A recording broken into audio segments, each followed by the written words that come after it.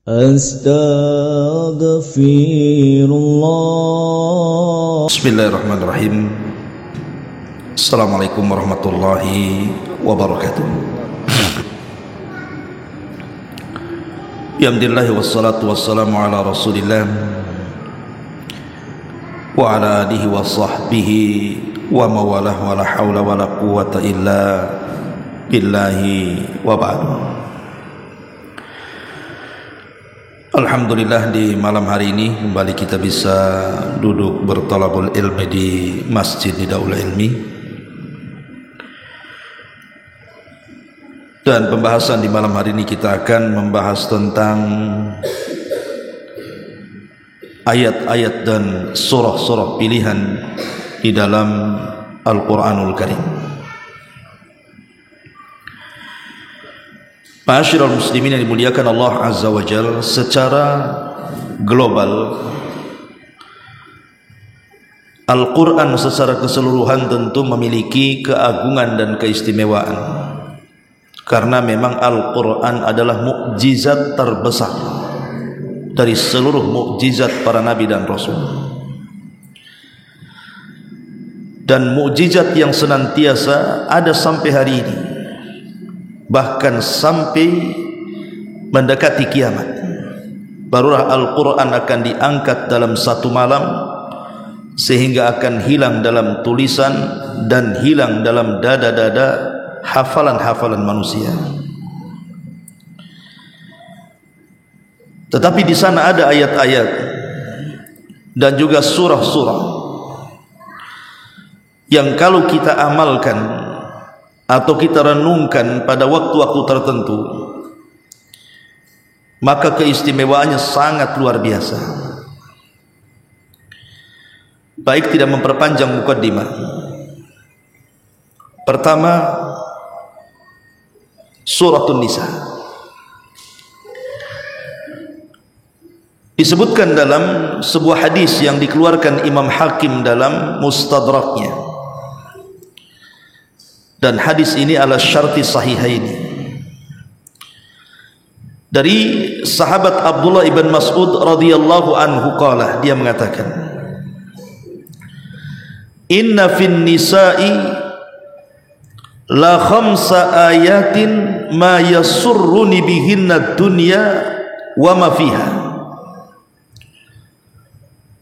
Kata beliau Abdullah ibn Mas'ud radhiyallahu anhu, dia mengatakan, sesungguhnya dalam surah An-Nisa ada 5 ayat yang sangat menyenangkan diriku dibandingkan dunia dan seluruh isinya. Wa qad alimtu annal ulama'a idza marru biha ya'rifunaha. Dan sungguh aku telah mengetahui, sesungguhnya para ulama apabila mereka lewat dengan ayat-ayat yang 5 dalam surah An-Nisa itu, pasti mereka mengetahuinya. Jadi ada 5 ayat dalam surah An-Nisa, menurut Abdullah ibn Mas'ud radhiyallahu an, lebih menyenangkan dia dibandingkan dunia dan seluruh isinya. Bayangkan dunia dan seluruh isinya, ikhwan. Tapi 5 surat ini jauh lebih berharga dibandingkan itu semua, kata Abdullah ibn Mas'ud. Apa 5 ayat itu? Pertama, surah An-Nisa ayat 31. Allah Subhanahu wa taala berfirman, in tajtanibu kaba'ira ma tunhauna anhu nukaffir ankum sayyi'atikum wa nudkhilkum mudkhalan karima. Jika kalian menjauhi dosa-dosa besar yang telah dilarang kepada kalian, maka kami akan gugurkan dari kalian dosa-dosa kecil kalian, dan kami akan masukkan kalian ke tempat yang mulia alias surga. Ini yang pertama. Yang kedua, surah An-Nisa ayat 40. innallaha la yadhlimu mithqala dzarratin wa in taku hasanatan yudha'ifha wa yu'ti min ladunhu ajran 'azima. Sesungguhnya Allah Subhanahu wa taala tidak mungkin menzalimi amalan sebesar zarah sekalipun. Jika engkau mengamalkan sebuah kebaikan walaupun sebiji zarah, maka Allah akan lipat gandakan pahalanya dan Allah akan berikan pahala yang sangat besar kepadanya. Ini yang kedua. Kemudian yang ketiga, surah An-Nisa ayat 48. Allah Subhanahu wa taala mengatakan, innallaha la yaghfiru an yushraka bihi wa yaghfiru ma duna dzalika liman yasha. Sesungguhnya Allah Subhanahu wa taala tidak akan mengampuni dosa kesyirikan, dan Allah hanya mengampuni dosa selain itu, maksudnya selain kesyirikan, bagi hamba-hambanya yang dikehendaki. Kemudian yang keempat, surah An-Nisa ayat 64. Allah Subhanahu wa taala mengatakan, walau annahum idz zalamu anfusahum ja'uka fastaghfirullaha wastaghfara lahumur rasulu lawajadullaha tawwabar rahimah. Seandainya mereka ketika melakukan kezaliman terhadap diri mereka sendiri, mereka datang kepadamu wahai Muhammad, kemudian mereka meminta ampun kepada Allah dan engkau pun meminta ampun untuk mereka, sungguh mereka akan mendapatkan Allah, zat yang maha penerima tobat lagi maha penyayang. Dan yang terakhir, surah An-Nisa ayat 110, di mana Allah Subhanahu wa taala mengatakan, wa man ya'mal su'an aw yadlim nafsa thumma yastaghfirillaha yajidillaha ghafurar rahima.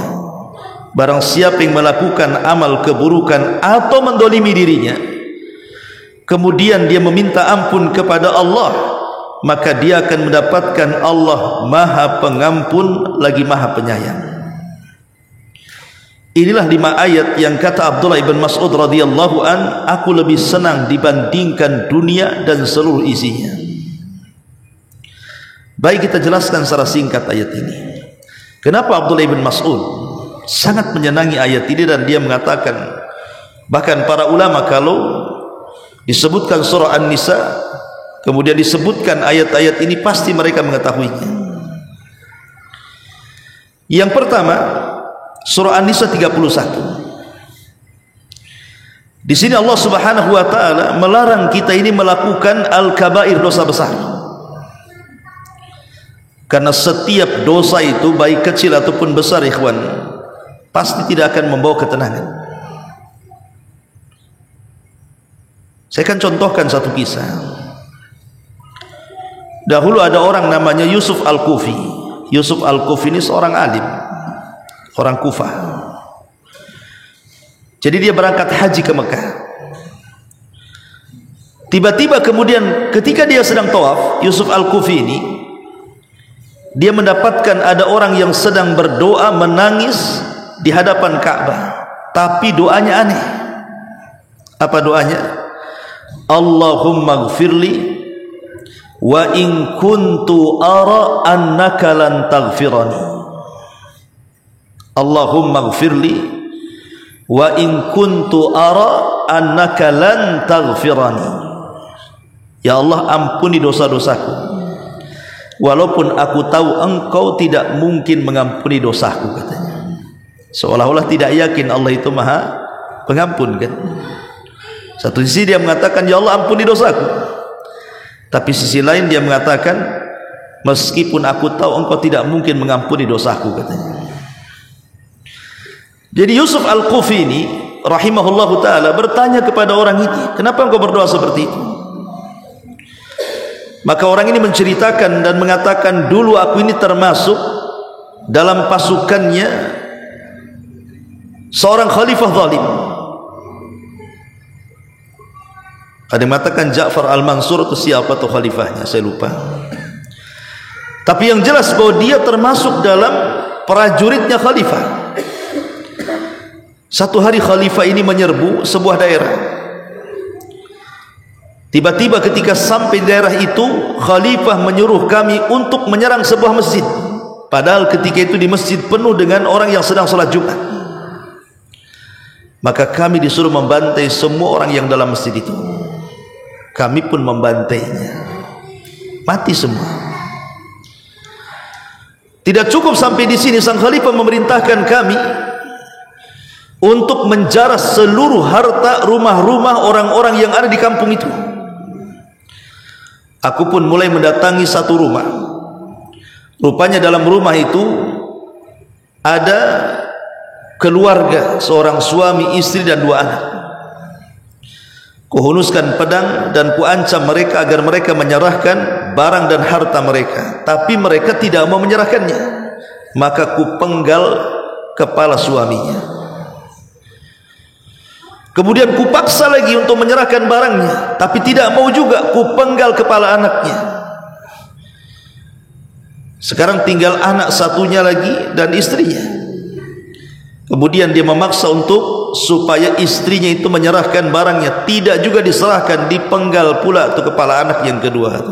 Dalam satu waktu dia memenggal 3 kepala. Akhirnya karena ketakutan sang istrinya itu, bergegas dia masuk ke dalam kamar, kemudian mengeluarkan baju besi.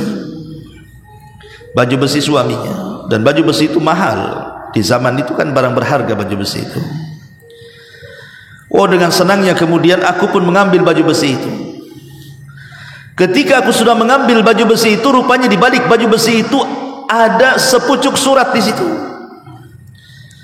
Maka aku pun kemudian penasaran apalah isinya surat itu. Rupanya isinya surat itu adalah doa yang sangat buruk kepada penguasa yang zalim. Khalifah yang menyuruh dia untuk menyerbu tempat itu. Sampai dikatakan wailun liqadil ardi qabla an yaqdiya qadis sama. Celaka bagi qadi, maksudnya pemutus, penguasa yang ada di bumi, yang sudah memutuskan sebelum Allah putuskan sebelumnya. Kemudian di situ juga banyak kata-kata. Maka dia pun kemudian menyesal, diserahkan baju besinya, kemudian dia keluar dari pasukan. Dan selama dia hidup, dia tidak pernah tenang hidupnya. Sampai akhirnya dia pun satu waktu ingin bertobat kepada Allah Azza wa Jalla, karena tidak pernah mengalami ketenangan. Sampailah di berjalan kaki dari kampungnya sampai ke Mekah, hanya ingin berdoa di hadapan Ka'bah. Dan dia pun mengatakan, Allahumma gfirli wa in kuntu ara annaka lan taghfirani.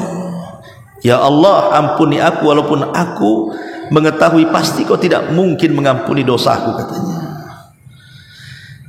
Lihat dari sini menunjukkan bahwa perbuatan dosa apapun, apalagi pembunuhan, itu tidak akan membuahkan ketenangan. Maka jauhi perbuatan dosa besar. Ini istimbat dari ayat ke-31. Kemudian yang kedua, ayat surah An-Nisa 40-nya. Innallaha la yadlimu mithqala dzarratin wa in taku hasanah yudhaifha wa yu'ti min ladunhu ajran 'azima. Ayat ini bicara soal amal saleh, bahwa sekecil apapun amal saleh yang kita lakukan, mungkin di mata manusia amal itu remeh, tapi di mata Allah tidak ada yang remeh. Sekecil apapun amal yang dianggap remeh oleh kita manusia, di mata Allah amalan itu besar. Makanya Nabi SAW sampai mengatakan, la tahkiranna minal ma'rufi syai'an walau antalqa akhaka biwajhin talqin. Jangan remehkan sekecil apapun kebaikan, kata Nabi, walaupun hanya melempar senyummu kepada saudara. Artinya bahwa terkadang kita ini meremehkan amalan-amalan kecil karena pikirnya itu tidak ada pahala besar. Seperti umpamanya antum jalan dari masjid ke rumah atau dari rumah ke masjid. Mungkin di tengah jalan ada paku, ada beling, ada batu, ada apa yang sekiranya orang lewat itu membahayakan. Padahal kan kita bisa turun, kita ambil, kita sisihkan kan. Makanya ada seorang ulamanya namanya Rabi ibn Haytham. Rabi ibn Haytham itu disebutkan Imam Zahabi itu tidak pernah meninggalkan takbiratul ihram selama 40 tahun. Rabi ibn Haytham ini bahkan meninggalnya pun ketika sholat. Tapi yang ingin saya katakan bahwa dalam biografinya Rabi ibn Haytham ini, jadi dia kalau dari rumah ke masjid ini selalu pandangannya menuju jalan. Jadi apapun benda-benda yang ada di jalan yang kiranya itu mengganggu pengguna jalan, langsung diambil, disisihkan ke pinggir jalan. Dan dia pun mengatakan, ya Rabb, kalau memang ini ada pahalanya, maka kukirimkan, kuhadiahkan pahala ini kepada orang tuaku yang sudah meninggal. Lihat ulama, dia tidak pernah meremehkan sekecil apapun kebaikan kan? Makanya ingat satu kisah yang pernah saya ceritakan, kisah seorang wanita salihah namanya Zubaidah. Zubaidah ini dia kan istri daripada Harun ar-Rasyid. Jadi Khalifah Harun ar-Rasyid itu punya istri namanya Zubaidah.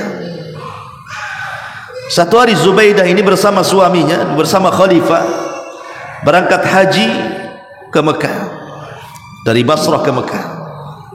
Ingat, jemaah haji di zaman itu kan beda dengan jemaah haji di zaman sekarang. Walaupun sekarang kita juga banyak jemaah haji yang meninggal kan. Saya membaca bahwa sebab meninggalnya itu karena cuaca yang cukup panas. Makanya kita lihat di media itu tawaf saja sekarang pakai payung. Lihatlah antum, lihat hari ini YouTube itu yang lagi tawaf itu, tawaf wada tuh. Semua pakai payung. Karena memang cuaca panas luar biasa. Dan itu diantara sebab terbanyak meninggalnya jemaah haji hari ini. Ini hari ini yang kerajaan Saudi sudah berbagai macam upaya menyediakan fasilitas yang luar biasa untuk menekan kematian kan. Tapi di zaman Harun ar-Rasyid, Anda tidak bisa bayangkan itu. Di zaman itu tidak ada pesawat, di zaman itu tidak ada bus, di zaman itu jalan pun masih rusak, masih penuh dengan batu, kerikil dan begitu seterusnya kan. Tentu tingkat kematian lebih banyak lagi. Dan sama kematiannya karena cuaca yang ekstrim yang sangat panas, ditambah-tambah di zaman itu susah untuk mencari minum karena nggak ada air minum. Kok sekarang kan alhamdulillah kan itu ya. Antum yang pernah umroh di mana-mana ada air Zam-Zam. Tapi di zaman itu makanya banyak jemaah haji yang meninggal karena kehausan. Jadi Zubaidah ini ngobrol sama suaminya Khalifah Harun ar-Rasyid ini dan mengatakan, bagaimana kalau seandainya seluruh hartaku, kata dia, aku infakkan untuk jemaah haji. Kata suaminya, bagaimana caranya? Aku ingin membuat mata-mata air yang terbentang dari Mina sampai ke Arafah, supaya jemaah haji tidak mati karena kehausan. Maka dibuatlah mata-mata air, dan mata-mata airnya masih ada sampai sekarang. Kalau orang Arab antum tanya tentang Ainu Zubaidah, mata airnya Zubaidah, mereka tahu. Padahal sudah dari zaman Khalifah Harun ar-Rasyid. Jadi situ sekarang, situ sejarah, namanya Ainu Zubaidah, mata airnya Zubaidah. Telah dikisahkan oleh para ulama, Zubaidah ini sebelum meninggal, dia bermimpi dan berjumpa dengan Allah Subhanahu wa taala dalam mimpinya. Kemudian dikatakan kepada Zubaidah, ma fa'alallahu biki ya Zubaidah, apa yang Allah lakukan kepadamu wahai Zubaidah?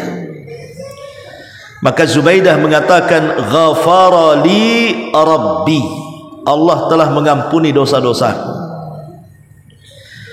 Kemudian dikatakan kepada Zubaidah, abi ainin amiltiha ya Zubaidah, apa gara-gara mata air yang kau bangun di mana-mana sehingga banyak jemaah haji yang terselamatkan jiwanya gara-gara mereka sudah tidak kehausan lagi? Apakah sebab itu Allah mengampuni dosamu? Kata Zubaidah, al-ainu wa mal ain, apalah mata air itu, katanya. Coba bayangkan, apalah mata air itu? Bukan itu, katanya. Padahal dia sudah menghabiskan kalau uang sekarang ini miliaran untuk membangun mata-mata air itu. Tapi kata Zubaidah, bukan itu, katanya, yang menjadikan Allah ampuni dosa-dosaku itu. Lalu dikatakan kepada Zubaidah, apa yang menjadikan Allah mengampuni dosamu? Maka Zubaidah mengatakan, ghafara li rabbi bi rak'ataini uhafidhu alaihima fi jawfin minal laili. Allah mengampuni gua gara-gara aku senantiasa menjaga 2 rakaat solat tengah malam yang aku jaga sampai kematianku. Coba perhatikan di sini. Zubaidah memiliki 2 amal soleh. Yang satu besar dan tidak bisa dilakukan kecuali orang kaya. Menyumbang miliaran untuk membuat mata air kan tidak bisa dilakukan kecuali orang yang punya uang kan, orang-orang kaya. Dan yang kedua, 2 rakaat salat, dan itu bisa dilakukan siapa saja. Tidak mesti orang kaya 2 rakaat salat itu melakukannya, orang miskin pun bisa. Tapi mana yang Allah terima dari kedua amal soleh itu coba? Rupanya Allah menerima 2 rakaat itu pula yang menjadikan Zubaidah diampuni dosanya. Terkadang amal kecil itu pula yang menjadikan jalan kita ke sorga, dan terkadang amal besar itu pula yang tidak menjadikan kita menuju jalan ke sorga. Maka jangan remehkan sekecil apapun amal soleh. Ini kandungan dari surah An-Nisa ayat 40. Kemudian An-Nisa ayat 48-nya, innallaha la yaghfiru an yushraka bihi wa yaghfiru ma duna dzalika liman yasha. Sesungguhnya Allah Subhanahu wa taala tidak akan mengampuni dosa orang yang menyekutukannya, dosa syirik. Tapi Allah akan mengampuni dosa selain itu, selain syirik, bagi orang yang dikehendakinya. Ayat ketiga An-Nisa 48 ini menjelaskan kepada kita tentang dosa yang paling besar di dunia, kesyirikan kepada Allah Azza wa Jalla.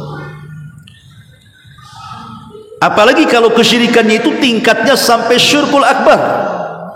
Kalau anda melakukan kesyirikan dan tingkatnya sampai syirkul akbar, syirik besar, pertama, kita dikeluarkan dari Islam. Yang kedua, kita dicap dengan kekafiran. Yang ketiga, digugurkan seluruh amal kita.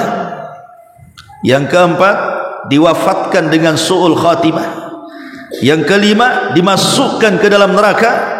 Yang keenam, dikekalkan di dalamnya. Dan yang terakhir, diazab sepedih-pedihnya di neraka. Itulah konsekuensi orang yang melakukan syirkul akbar tuh.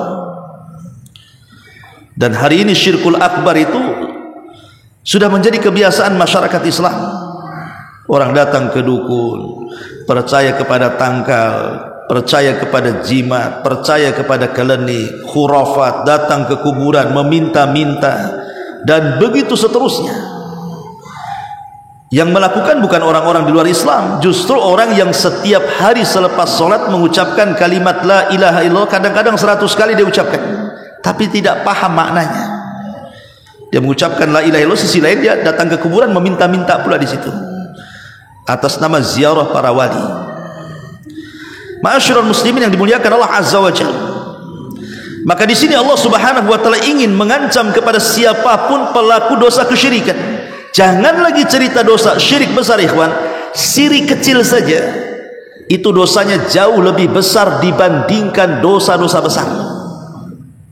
Jangan cerita syirik besar ya, syirik kecil. Kalau kita terjerumus kepada syirik kecil, itu dosa syirik kecil itu lebih besar dibandingkan dosa membunuh, dibandingkan dosa berzina, dibandingkan dosa riba, dibandingkan dosa dusta, dan yang semacamnya dari dosa-dosa besar. Dan terkadang syirik kecil itu menempel pada badan kita itu seperti semut hitam yang berjalan di batu licin yang sangat hitam dan berada di tengah kegelapan malam. Kira-kira nampak ada tuh semutnya tuh? Dah hitam semutnya, berjalan di batu hitam tengah malam pula. Cemana cara nengok semutnya tuh? Tapi itulah kata Nabi, bahwa syirik itu terkadang akhfa min dabibin namli, lebih halus dibandingkan semut hitam yang merayap di batu hitam di tengah malam. Tahu-tahu nempel saja di badan kita ini. Itulah yang disebut apa? Riya. Tahu-tahu ingin dipuji orang, ingin didengar orang, ingin dibicarakan orang, dan begitu seterusnya. Dan itulah yang banyak menggugurkan amal kita. Karena sekarang ini dunia sudah dunia ria kan, kemana-mana bawa handphone masalahnya, dikit-dikit selfie gitu kan, makan aja selfie sama ikan asin ya. Nanti umroh atau haji isinya itu penuh dia semua, mulai dari berangkat sampai pulang, sampai full memorinya tuh nggak bisa lagi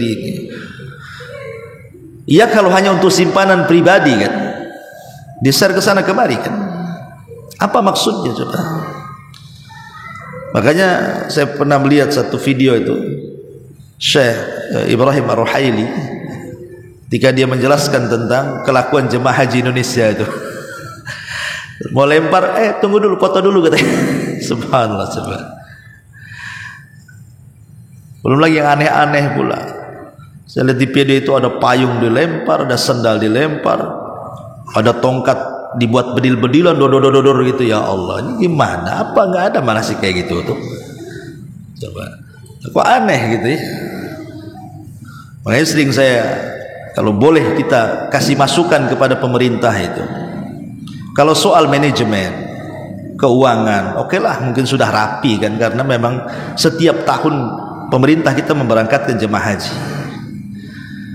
Tapi yang kurang oleh pemerintah kita ini soal ilmu manasik. Kadang-kadang orang jemaah haji itu kurang ilmu, sehingga aneh-aneh kelakuannya di sana kan begitu. Ya walaupun kita berharap bahwa mereka sudah menghabiskan biaya, tenaga, waktu dan begitu seterusnya, berharap supaya mereka hajinya mabrur, sehingga mendapatkan balasan al-hajjul mabrur laisa lahul jaza illal jannah. Haji yang baik tidak ada balasan kecuali surga, pulang seperti anak yang baru dilahirkan, tidak punya dosa. Taib ma'asyiral muslimin yang dimuliakan Allah Azza wa Jalla. Jadi ayat An-Nisa 46 ini bicara soal dosa yang paling besar, dosa kesyirikan. Kemudian yang An-Nisa ayat 64-nya bicara soal luasnya rahmat Allah. Karena di sini di ujung ayat Allah Subhanahu wa taala mengatakan la wajadullaha tawwaba rahima. Kalau mereka meminta ampun kepada Allah, maka mereka akan mendapatkan Allah itu zat yang maha pengampun lagi maha penyayang. Menunjukkan apa? Ampunan Allah itu luas. Walaupun dosa kita ini sampai membumbung ke langit, anggaplah kita terjerumus kepada dosa yang paling besar apa? Kesyirikan. Anggaplah kita melakukan kesyirikan. Tapi kalau kita bertobat dari kesyirikan, sebelum meninggal datang kepada Allah meminta agar dosa-dosa diampuni, maka tidak ada dosa yang tidak akan diampuni. Semua dosa diampuni. Kata Abu Hurairah, maukah kutunjukkan kepada kalian seorang laki-laki yang tidak pernah sujud walaupun satu kali, tapi mati masuk surga paling tinggi katanya. Sahabat heran, mana ada. Abu Hurairah, yang benar aja kau ngomong katanya. Mana ada orang yang tidak pernah sujud, sekali mati masuk surga pula, surganya paling tinggi pula. Kata Abu Hurairah, ada. Kemudian Abu Hurairah menyebut satu nama seorang sahabat Nabi SAW, namanya Usairim. Usairim, kata Abu Hurairah. Ada apa dengan Usairim ini? Jadi ketika Mus'ab ibn Umair radhiyallahu an, utusan delegasi dakwah Rasul, disuruh oleh Rasul untuk berdakwah ke Madinah, dua pembesar Madinah, Khazraj dan Aus itu, Sa'd bin Ubadah dan Sa'd bin Rabi, dua-duanya masuk Islam. Lah Sa'd bin Rabi ini untuk Sa'd bin Mu'adz, penguasa Aus, ketika dia sudah masuk Islam, dia mengancam rakyatnya dan mengatakan kepada suku Aus, kalian harus masuk Islam, kalau tidak jangan satu atap denganku. Subhanallah, dakwanya Sa'd ini berhasil, satu kampung masuk Islam, satu Aus masuk Islam. Makanya ketika meninggalnya Sa'd ini, apa kata Rasul? Ars Allah bergegar, 70.000 malaikat turun menemani jenazahnya. Lah Sa'd ini berhasil mengislamkan seluruh kabilah Aus kecuali satu orang tak mau masuk Islam, namanya Usairim. Nah, kisahnya di sini. Ketika perang Uhud, Kan kabilah Aus ini hampir semua terlibat dalam peperangan itu. Di belakang tentara Nabi SAW, karena Uhud ini Nabi yang mimpin langsung walaupun terjadi kekalahan. Jadi Usairim ini ingin terlibat perang, bukan karena dia Islam, dia masih musyrik. Tapi kan namanya orang Arab itu kan fanatik, kabilah itu kan kuatnya, qabili. Jadi ketika kabilahnya berperang, dia ingin ikut membela kabilahnya, bukan karena masuk Islam, dia kan masih musyrik katanya. Ketika Rasul melihat Usairim dalam barisan perang, dipanggil sama Rasul, ngapain kau ikut perang? Katanya. Dia mengatakan, aku ingin membela saudara-saudaraku, katanya. Oh, tidak bisa, kata Nabi. Kau tidak bisa perang, kau masih musyrik. Tapi Usairim nekat dan mengatakan, tidak, saya ingin perang. Kata Rasul, tidak boleh. Maka Usairim mengatakan, kalau begitu, apa syaratnya agar aku bisa masuk perang? Kata Rasul, ucapkan kalimat asyhadu an la ilaha illallah wa anni rasulullah. Katakan bahwa tidak ada sembahan yang berhak disembah kecuali Allah dan aku adalah utusan Allah. Baru boleh kau masuk dalam peperangan itu. Karena dia ingin membela kabilahnya, akhirnya dia pun mengucapkan 2 kalimat syahadat itu. Masuk dalam peperangan, dia pun mati syahid di situ. Kata Rasul, aku melihat Usairim di sorga. Kata Abu Hurairah, itulah orang yang tidak pernah sujud 1 kali, sekali meninggal langsung masuk surga. Itulah Usairim gitu. Ya, kan enak tuh. Seumur hidup dia melakukan dosa gitu ya. Masuk Islam, mati syahid, langsung masuk surga. Sama dengan tukang sihirnya Firaun. Pagi menjadi tukang sihir yang jahat, di sore hari mereka menjadi para syuhada yang baik. Artinya bahwa rahmat Allah itu luas. Sebesar apapun dosa kita, kalau kita menghadap kepada Allah minta ampun, itu pasti diampuni. Itu maksudnya. Ini surah An-Nisa yang ke-64. Kemudian yang terakhir, yang An-Nisa 110-nya, wa man ya'mal su'an aw yadlim nafsahu thumma yastaghfirillaha yajidillaha ghafurar rahim. Pada surah An-Nisa ayat 10 ini menganjurkan kepada kita untuk memperbanyak istighfar. Kalau kita melakukan dosa, sekecil apapun atau sebesar apapun dosa, segera istighfar. Karena istighfar itu i'lanu taubah, kita mengiklankan taubat. Dan mana istighfar itu, ya Allah, tutupilah aibku di dunia dan jangan kau azab perbuatan dosaku di dunia kelak di akhirat. Itulah mana istighfar. Intinya bahwa kalau kita globalkan nih 5 ayat ini, pertama tentu bicara soal tauhid, dan tauhid itu miftahul jannah, dia kunci daripada sorga, dan sorga itu kenikmatannya tidak bisa dilihat mata, didengar telinga, terlintas di otak manusia pun tidak bisa. Lah ketika tauhid itu kunci sorga, syirik pula menjadi kunci neraka. Lah tidak mungkin orang masuk ke dalam sorga kecuali apa? Kecuali mentauhidkan Allah dan tidak menyekutukan Allah, kemudian memperbanyak amal saleh. Dan sekecil apapun amal saleh jangan pernah diremehkan. Ingat ikhwan, sekaya apapun manusia di dunia ini, dunia pasti akan meninggalkannya, atau kita yang akan meninggalkan dunia. Cuman 2 dunia itu. Ima dunia meninggalkan kita, atau kita yang meninggalkan dunia. Lihat kita, di mata kita bagaimana tragedi tsunami Aceh, gempa Lombok, gempa Jogja, dan musibah-musibah lainnya di negeri kita itu. Dalam hitungan detik bukan menit, rumah yang megah itu bisa roboh.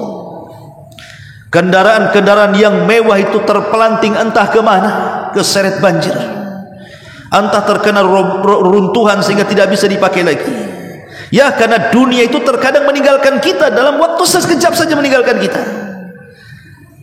Atau boleh jadi mungkin rumahnya masih ada, kendaraannya masih ada depan rumah, kitanya pula yang mati. Berarti kita yang meninggalkan dunia kan?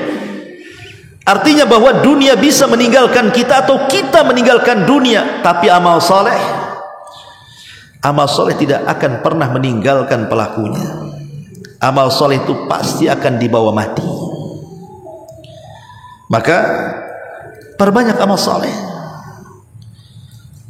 Lah yang bisa menggugurkan amal soleh itu adalah banyaknya melakukan dosa besar. Maka hindari dosa besar itu.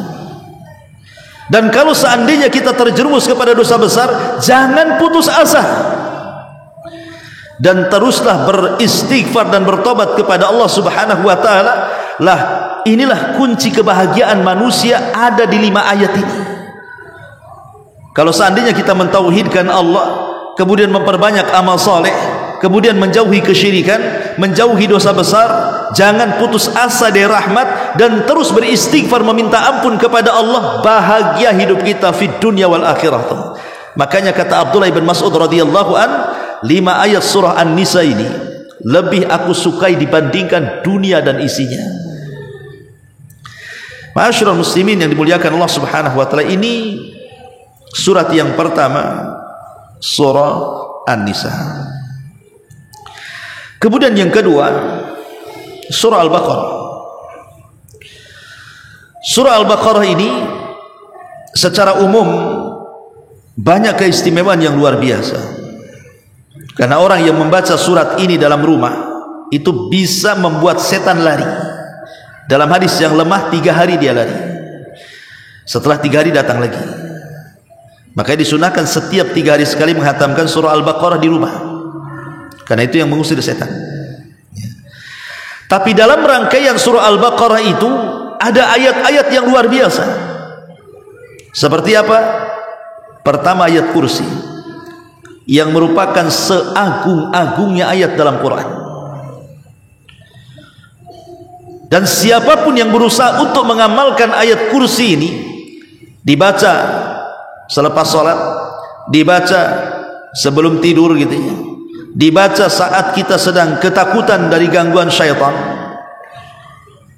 dan juga dibaca untuk perlindungan diri ketika kita di dalam rumah dan begitu seterusnya. Itu keajaibannya luar biasa ayat kursi itu. Maka disebutkan dalam sebuah hadis, Nabi SAW bersabda tentang ayat kursi ini, idza awaita ila firasyik, kalau engkau menuju pembaringan, faqra ayatal kursi, bacalah ayat kursi, min awwaliha hatta takhtimul ayata Allahu la ilaha illa huwal hayyul qayyum. Engkau baca dari awal sampai akhir ayat, dari mulai la ilaha illa huwal hayyul qayyum sampai akhir ayat. Apa kata Rasul? Lan yazala alaika minallahi hafidhun wala yaqrabuka syaitanun hatta tusbiha. Maka apabila kita tidur dan sebelumnya kita membaca ayat kursi, maka selama tidur itu Allah akan menjaga kita, dan tidak ada setan satupun yang akan mendekati kita. Jangan salah ikhwan, orang ketika tidur itu setan kan di mana-mana kan. Kadang-kadang setan itu menjadikan tempat tidurnya di mana? Di lubang hidung, khaisam, di lubang hidung. Kemudian kalau seandainya di malam hari sudah mendekati waktu subuh, maka setan di lubang hidung akan keluar, dikencingi pula telinga kita ini, supaya kita tidak mendengar azan kan. Bayangkan tiap hari kalau orang yang tidak sholat subuh itu dikencingi setan. Kalau kita yang kencingi telinga kita marah. Coba antum saya kencingi telinganya, apa nggak marah antum? Nggak mau ngaji lagi di sini, kurang ajar Ustaz gitu. Tapi hari-hari ada orang dikencingi setan, nyantai saja dia. Coba bayangkan. Ada yang mengatakan kencingnya setan itu hakiki, kata ulama. Ya betul-betul dikencingi. Ada yang mengatakan kinayah, maksudnya telinganya disumpel sehingga dia susah mendapatkan hidayah, sehingga nasihat apapun akan dipental dia, tidak mungkin masuk ke telinganya. Bahkan setan itu akan mengikat tengkuk kita tuh. Yaqidu syaitan fi qafiyati ahadikum idza huwa nam thalatha uqadin, kata Rasul. Setan itu akan datang kepada orang yang akan tidur kemudian tidur, maka setan akan mengikat di tengkuk orang yang sedang tidur itu 3 ikatan. Satu ikatan dia membaca mantra lailun tawil farqud, tidur malam masih panjang, padahal sudah dekat subuh tuh dia mantranya kayak gitu. Kemudian diikat lagi satu ikatan, mantranya sama, lailatun tawilah farqud, malam masih panjang, tidur saja, padahal sudah qomat subuh tuh. Kemudian setan diikat lagi itu, tetap saja setan mengatakan lailatun tawilah farqud, malam masih panjang, padahal sudah jam 9 tuh. Setan nih. Makanya kata Nabi SAW, kalau dia terbangun sebelum subuh, kemudian dia membaca alhamdulillahilladzi ba'dama amatana wa ilaihin nusyur, berzikir kepada Allah, maka hilang satu ikatan. Kalau dia berwudu, hilang 2 ikatan. Kalau dia salat, hilang 3 ikatan, dan menjadi orang yang paling bahagia di pagi hari. Hidupnya akan tertata rapi, dia tahu kemana harus melangkah, dan dia menjadi orang yang paling semangat dalam hidupnya. Tapi kalau seandainya ikatan itu tidak terlepas sama sekali, maka akan banyak masalah yang datang kepadanya yang dia tidak tahu masalah itu datang dari mana. Tahu-tahu banyak masalah saja. Makanya kenapa kemudian kita meminta kepada Allah itu dengan membaca ayat kursi, supaya jangan tidur kita diganggu, entah lewat mimpi-mimpi buruk, kan kita tidak tahu. Karena mimpi buruk itu dari setan kan itu. Ya, jangankan mimpi buruk yang serem-serem, melakukan hubungan suami istri dalam mimpi saja dari setan. Pamannya antum mimpi berhubungan intim, tapi bukan dengan istri, kan tidak mungkin. Biasanya kalau dimimpikan mimpi berhubungan dalam tidur itu pasti dengan istri tetangga tuh. Bukan istrinya kan? Itu pengalaman tuh yang ketawa tuh. Gitu. Itu dari setan itu. Makanya tidak ada satupun nabi yang mimpi basah. Tidak ada. Tidak ada satupun nabi yang mimpi basah. Kenapa? Karena mimpi basah itu dari setan. Kalau kita mimpi basah kemudian terbangun langsung ta'awud 3 kali, ludah ke kiri 3 kali, itu dari setan. Ya. Makanya kenapa ayat kursi ini kalau dibaca, kata Nabi SAW, barang siapa yang membaca ayat kursi ini sebelum tidur, kata Nabi SAW, lan yazala alaika minallahi hafidhun wala yaqrabuka syaitanun hatta tusbiha. Setan akan menjaga dia, Allah akan menjaga dia, dan setan tidak mungkin mendekatinya sampai datang waktu subuh. Bahkan lebih ajaib daripada itu, kalau antum dawamkan baca ayat kursi setelah sholat, maka itu luar biasa keutamaannya. Kata Nabi SAW, man qara'a ayatal kursi dubura kulli salatin maktubatin lam yamna'hu min dukhulil jannati illal mautu. Siapa yang membaca ayat kursi setiap selesai sholat wajib, jadikan itu wirid kita selepas sholat wajib, maka tidak ada yang bisa mencegah dia masuk surga kecuali kematian. Arti antara kita dengan surga itu terhalang kematian. Kalau mati masuk surga, gitu maksudnya. Ini kan luar biasa, mendawamkan ayat kursi setiap selepas sholat itu. Sampai Rasul mengatakan lam yamna'hu min duhulil jannati ilal maut. Tidak ada yang mencegah dia masuk surga kecuali kematian. Luar biasa gitu. Bahkan lebih daripada itu, ayat kursi bisa dijadikan untuk ruqyah juga. Ya, untuk ruqyah kita bacakan kepada saudara kita, anak kita yang sedang kesurupan. Baca ayat kursi. Ya. Kemudian juga di dalam surah Al-Baqarah juga yang kedua ada namanya akhir khawatim suratil Baqarah. Ada ayat-ayat akhir-akhir daripada surah Al-Baqarah. Amanar Rasul bima unzila ila, itu amanah, dimulai dari amanah Rasul itu namanya surah khawatim suratul Baqarah namanya. Dan khawatim suratul Al-Baqarah ini diturunkan kepada Nabi SAW bersamaan dengan syariat sholat. Jadi ketika Rasul Isra Mi'raj dipanggil oleh Allah ke Sidratil Muntaha, maka Rasul mendapatkan 2 syariat. Pertama, perintah sholat dari 50 waktu menjadi 5 waktu, dan yang kedua khawatim suratil Baqarah. akhir-akhir daripada surah Al-Baqarah itu, amanar rasul bima unzila itu. Apa keutamaannya? Dua ayat akhir daripada surah Al-Baqarah ini. Pertama, kifayatul lil muslim fi lailati, bisa menjaga seorang muslim di malam hari. Kata Nabi SAW, man qara'al ayataini min akhir suratil baqarati fi lailihi kafatahu. Ya. Barang siapa yang membaca dua ayat di akhir surah Al-Baqarah di malam hari, maka Allah akan mencukupkan kepadanya. Sebagian ahli hadis ketika memberikan syarah dalam kalimat kafatahu, maksudnya kafatahu min kulli makruh, dia akan dijauhkan dari setiap hal-hal yang buruk yang datang kepadanya. Jadi malam itu terjaga, betul-betul dijaga oleh Allah Subhanahu wa ta'ala. Yang kedua, bahwa dua ayat akhir daripada surah Al-Baqarah ini, kalau seandainya kita berusaha untuk memahaminya dan suka membacanya, maka kita telah mendapatkan pembendaharaan yang berada di bawah arsy Allah Subhanahu wa ta'ala. Karena Rasul yang mengatakan, innallaha khatama suratal baqarati bi ayataini a'tanihima min kanzihil ladzi tahtal arsy. Sungguhnya Allah mengakhiri surah Al-Baqarah dengan dua ayat yang Allah berikan keduanya kepada Rasul, yang keduanya merupakan pembendaharaan yang terletak di bawah arsy Allah Subhanahu wa ta'ala. Kemudian yang ketiga, karena dua ayat akhir surah Al-Baqarah ini terkandung di dalamnya doa kebaikan dunia dan akhirat.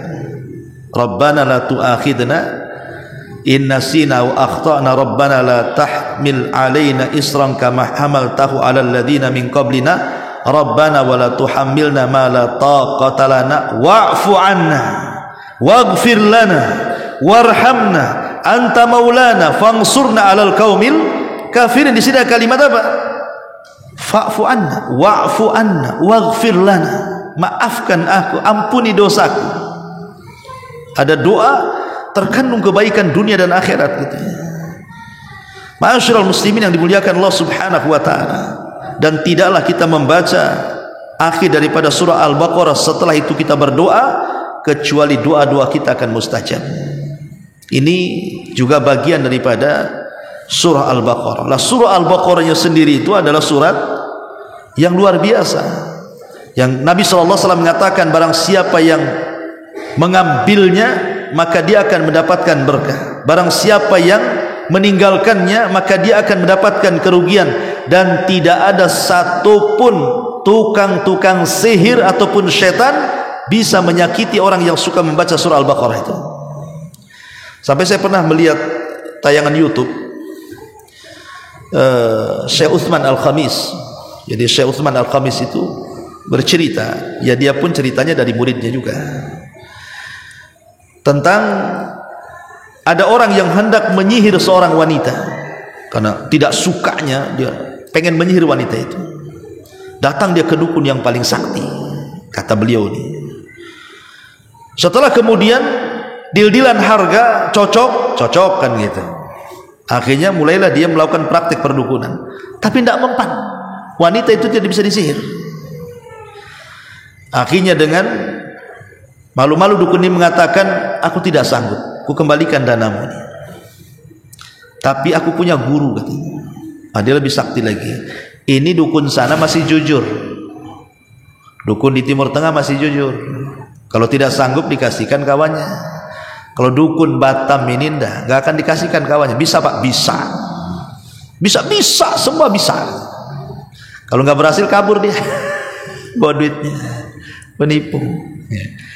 Akhirnya datanglah ke dukun yang kedua tuh, disihir lagi dengan harga yang fantastis, lebih mahal lagi, tidak mempan lagi, malu dia.